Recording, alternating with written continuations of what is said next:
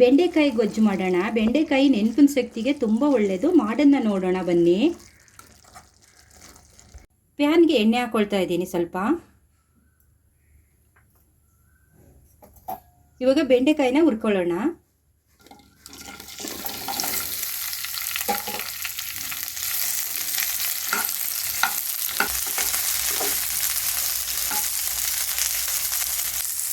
ಬೆಂಡೆಕಾಯಿ ಗೊಜ್ಜು ಚಪಾತಿಗೆ ಒಳ್ಳೆ ಕಾಂಬಿನೇಷನ್, ತುಂಬ ಚೆನ್ನಾಗಿರುತ್ತೆ.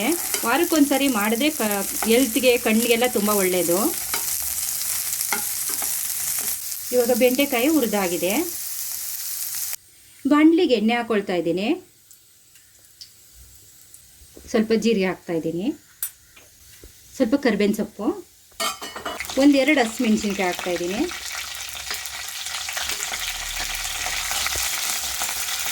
ಇವಾಗ ಈರುಳ್ಳಿ ಹಾಕ್ಕೊಳ್ತಾ ಇದ್ದೀನಿ.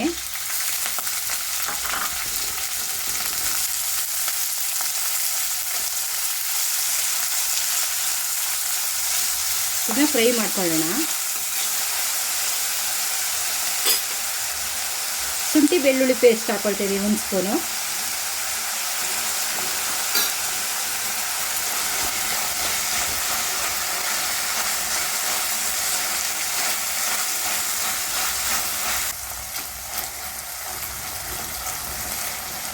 ಇವಾಗ 2 ಟೊಮೆಟೊನ ಪೇಸ್ಟ್ ಮಾಡ್ಕೊಂಡಿದ್ದೀನಿ, ಅದು ಹಾಕ್ಕೊಳ್ತಾ ಇದ್ದೀನಿ.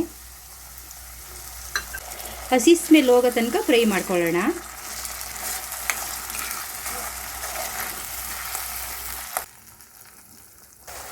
ಇವಾಗ ಸ್ವಲ್ಪ ಅರಿಶಿನ ಹಾಕ್ತಾ ಇದ್ದೀನಿ. 1/2 ಚಮಚ ಅಷ್ಟು ಗರಂ ಮಸಾಲ ಹಾಕ್ಕೊಳ್ತಾ ಇದ್ದೀನಿ. 1 ಚಮಚ ಮೆಣಸಿನ್ಕಾಯಿ ಪುಡಿ, 1 ಸ್ಪೂನ್ ಧನಿಯಾ ಪುಡಿ ಹಾಕಿದ್ದೀನಿ. ಇವಾಗ ಎಲ್ಲ ಫ್ರೈ ಮಾಡೋಣ.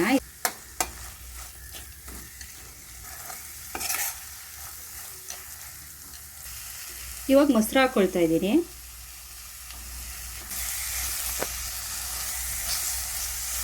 ಎಲ್ಲ ಮಿಕ್ಸ್ ಮಾಡ್ಕೊಳ್ಳೋಣ. ಇವಾಗ ರುಚಿಗೆ ತಕ್ಕಷ್ಟು ಉಪ್ಪು ಹಾಕೊಳ್ಳೋಣ.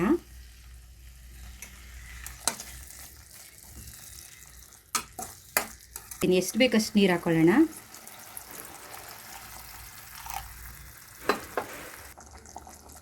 ಈ ಗೊಜ್ಜನ್ನ ಸ್ವಲ್ಪ ಹೊತ್ತು ಕುದಿಸೋಣ.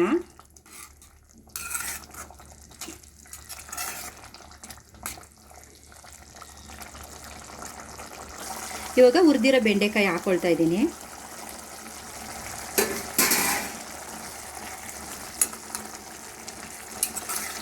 ಒಂದು 5 ನಿಮಿಷ ಬೆಂದರೆ ರೆಡಿ ಆಗುತ್ತೆ ಗೊಜ್ಜು. ಬೆಂಡೆಕಾಯಿ ಗೊಜ್ಜು ರೆಡಿಯಾಗಿದೆ.